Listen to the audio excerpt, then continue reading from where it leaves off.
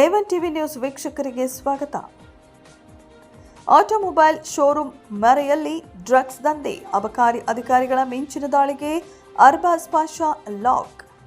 ಚಿಂತಾಮಣಿ ನಗರದ ಮಾದಕ ವಸ್ತುಗಳ ಅಕ್ರಮ ಸಾಗಾಣಿಕೆ ಮತ್ತು ಮಾರಾಟವನ್ನು ತಡೆಯಲು ಅಬಕಾರಿ ಇಲಾಖೆ ಕೈಗೊಂಡ ವಿಶೇಷ ಕಾರ್ಯಾಚರಣೆಯಲ್ಲಿ ನಿಷೇಧಿತ MDMA ಮಾದಕ ವಸ್ತುವನ್ನು ಜಪ್ತಿ ಮಾಡಲಾಗಿದ್ದು ಒಬ್ಬ ಆರೋಪಿಯನ್ನ ಬಂಧಿಸಲಾಗಿದೆ. ರಾತ್ರಿ ಖಚಿತ ಮಾಹಿತಿಯ ಮೇರೆಗೆ ಬೆಂಗಳೂರು ಸರ್ಕಲ್ನಿಂದ KSRTC ಬಸ್ ನಿಲ್ದಾಣಕ್ಕೆ ಹೋಗುವ ರಸ್ತೆಯಲ್ಲಿರುವ ಇಂಡಿಯನ್ ಆಟೋಮೊಬೈಲ್ ಅಂಗಡಿಯ ಮೇಲೆ ದಾಳಿ ನಡೆಸಲಾಯಿತು. ಬಂಧಿತ ಆರೋಪಿಯನ್ನ ಅರ್ಬಾಜ್ ಪಾಷಾ ಅಲಿಯಾಸ್ ನವಾಜ್ ಪಾಷಾ ಎಂದು ಗುರುತಿಸಲಾಗಿದೆ. ಆರೋಪಿಯಿಂದ ಸುಮಾರು 50,000 ರೂಪಾಯಿ ಮೌಲ್ಯದ 2.210 ಗ್ರಾಂ MDMA ಮಾದಕ ವಸ್ತು ಹಾಗೂ ಡ್ರಗ್ಸ್ ಸೇವನೆಗೆ ಬಳಸುತ್ತಿದ್ದ ಗಾಜಿನ ಕೊಳವೆಯನ್ನ ಜಪ್ತಿ ಮಾಡಲಾಗಿದೆ.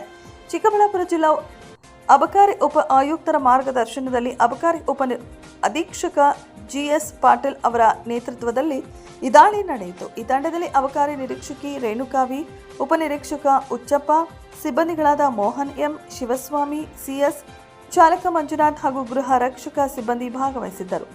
ಇತ್ತೀಚಿನ ದಿನಗಳಲ್ಲಿ ಚಿಂತಾಮಣಿ ವ್ಯಾಪ್ತಿಯಲ್ಲಿ ಅಬಕಾರಿ ಇಲಾಖೆ ಸಾಲು ಸಾಲು ಕಾರ್ಯಾಚರಣೆ ನಡೆಸಿ ಮಾದಕ ವಸ್ತುಗಳನ್ನು ಜಪ್ತಿ ಮಾಡುತ್ತಿರುವುದು ಸಾರ್ವಜನಿಕ ವಲಯದಲ್ಲಿ ಶ್ಲಾಘನೆಗೆ ಪಾತ್ರವಾಗಿದೆ.